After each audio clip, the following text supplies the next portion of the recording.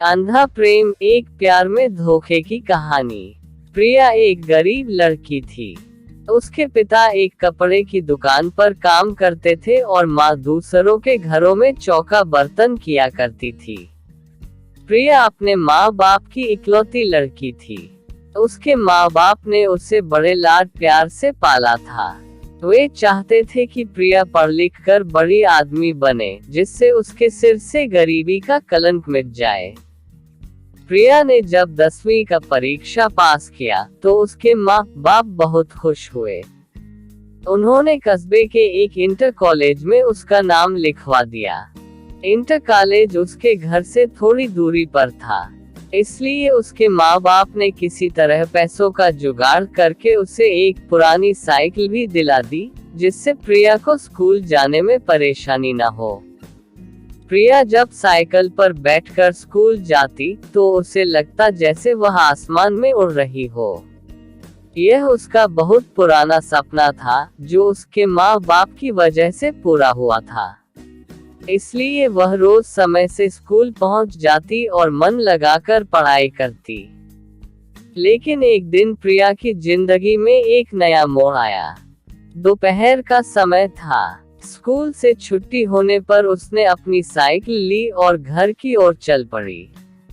लेकिन अभी वह थोड़ी दूर ही पहुंची थी कि पीछे से आती एक बाइक उसके बगल से गुजरी। बाइक को लड़का चला रहा था, वह उसका उम्र का ही था। लड़के ने थोड़ा आगे जाकर अपनी बाइक रोक दी और प्रिया को रोकने का इशारा किया। प्रिया उस लड़के को अक्सर रास्ते में देखा करती थी। जब भी वह स्कूल आती और स्कूल से जाती तो वह लड़का सड़क के किनारे खड़ा उसे निहारा करता था। शुरू में उसे देखकर प्रिया को बहुत गुस्सा आता था, लेकिन धीरे धीरे वह उसे अच्छा लगने लगा था। इस तरह से रास्ते में रोके जाने से प्रिया घबरा सी गई। पहले उसका मन हुआ कि वह अपनी साइकिल आगे बढ़ा दे, लेकिन फिर न जाने क्या सोचकर उसने अपनी साइकिल में ब्रेक लगा दिया। वह लड़का प्रिया के पास आ गया और धीरे से बोला, मेरा नाम सुमित है। मैं रोज आपको स्कूल जाते हुए देखता हूँ। अगर आप बुरा न माने तो मैं आपसे कुछ कहना चाहता हूँ। क्या? प्रिया के मुंह से सिर्फ इतना ही निकला। सुमित ने अपनी शर्ट की जेब से एक गुलाब की कली निकालकर उसके हाथ में रख दी और उसकी मुट्ठी बंद करते हुए बोला, मैं तुमसे बहुत प्यार करता हूँ। उठते बैठते, सोते जगते हर समय बस तुम्हारे बारे में सोचा करता हूँ। मुझे कुछ भी अच्छा नहीं लगता है। सुमित और भी बहुत कुछ कहना चाहता था, पर प्रिया ने उसके होठों पर हाथ रखकर उसे चुप करा दिया। तो आपको मेरा प्यार कबूल है? उस लड़के ने प्रिया की आंखों में आंखें डालकर पूछा। प्रिया शर्मा गई। उसने चुपचाप हाँ में अपनी गर्दन हिलाए और साइकिल पर बैठकर तेज तेज पैदल चलाती हुई अपने घर को चली गई। इस तरह प्रिया और सुमित में बातचीत की शुरुआत हो गई। सुमित रोज उसके लिए कोई न कोई गिफ्ट लाता और उसके लिए जीने मरने की कसमें खाता। उसकी बातें सुनकर प्रिया दीवानी हो जाती और सपनों की दुनिया में खो जाती। एक दिन सुमित ने प्रिया से कहीं घूमने चलने का आग्रह किया। पहले तो प्रिया ने हल्का सा ना नुकुर किया, लेकिन फिर वह तैयार हो गई। उस दिन प्रिया बहुत खुश थी। वह तय समय पर उस जगह पहुंच गई, जहां पर सुमित ने उससे मिलने के लिए कहा था। सुमित ने प्रिया की साइकिल को एक दोस्त की दुकान पर खड़ी कर दी और प्रिया को बाइक पर बैठाकर चल पड़ा। सुमित प्रिया को लेकर नदी के पास पहुंचा। वहां पर उसने अपनी बाइक खड़ी कर दी और दोनों लोग घास पर बैठकर बातें करने लगे। सुमित ने प्रिया से एक दो बातें की, फिर वह उसके करीब आ गया और उसके चेहरे से खेलने लगा। धीरे धीरे प्रिया पर एक नशा सा छाता चला गया। शायद वह सुमित के मन की बात समझ नहीं पाए, इसलिए उसने अपने आप को सुमित के हवाले कर दिया। दोनों लोग एक दूसरे के प्यार में खो गए और दो जिस्म एक जान हो गए। अभी वे दोनों लोग ठीक से नॉर्मल भी न हो पाए थे कि तभी न जाने कहां से वहां पर 3 लड़के आ गए। उन्हें देखकर प्रिया हक्का बक्का रह गई और जल्दी जल्दी अपने कपड़े सही करने लगी।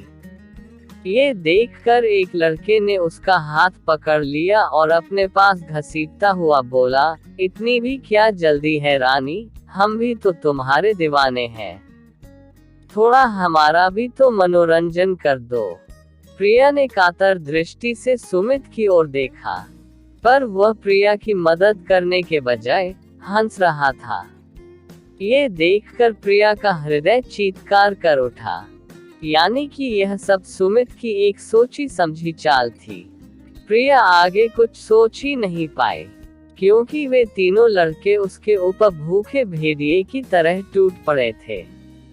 प्रिया मदद के लिए चिल्लाती रही और वे उसे नोचते घसोटते रहे। कुछ ही पलों में प्रिया के सहन शक्ति ने जवाब दे दिया और वह बेहोश हो गई। लगभग 1 घंटे के बाद प्रिया को होश आया। वे तीनों लड़के और सुमित वहां से जा चुके थे। दर्द की वजह से उसके शरीर की प्रत्येक नस फट रही थी। उसकी आंखों के आगे अंधेरा छाया हुआ था। उसके सारे सपने ध्वस्त हो चुके थे। उसे अपना जीवन समाप्त होता हुआ नजर आ रहा था। प्रिया सोचती रही कि क्यों मैंने सुमित की बातों पर विश्वास किया, क्यों मैं उसके साथ बस्ती से इतनी दूर यहाँ पर आई। अब मैं क्या मुंह लेकर अपने घर जाऊंगी, अपने माँ बाप को क्या बताऊंगी। मेरा ये हाल देखकर वे तो जीते जी मर जाएंगे। प्रिया के शरीर में बिल्कुल भी शक्ति नहीं बची थी।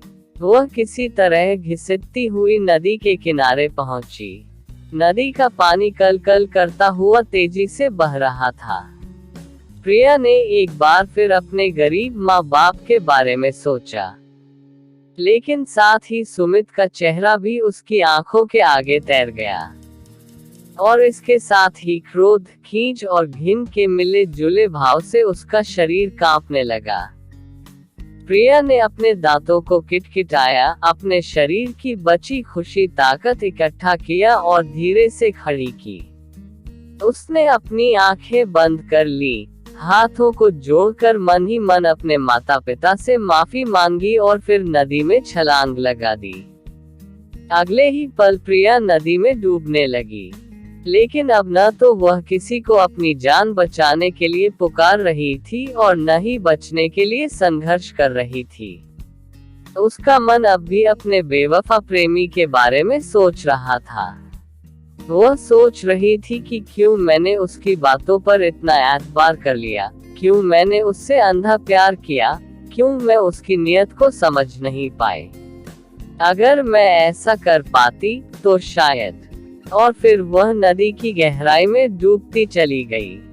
दोस्तों, किसी से प्यार करना, किसी पर एतबार करना बुरा नहीं है, लेकिन अपने भीतर जज्बातों को पहचानने की क्षमता भी रखिए। किसी की बातों पर एतबार करने से पहले उसे एक बार जरूर परखें। किसी को अपना तन मन सौंपने से पहले उसके परिणामों के बारे में भी जरूर सोचिए, नहीं तो आप भी अनन्या की तरह धोखा खा सकते हैं, आप भी उसकी तरह ठगे जा सकते हैं।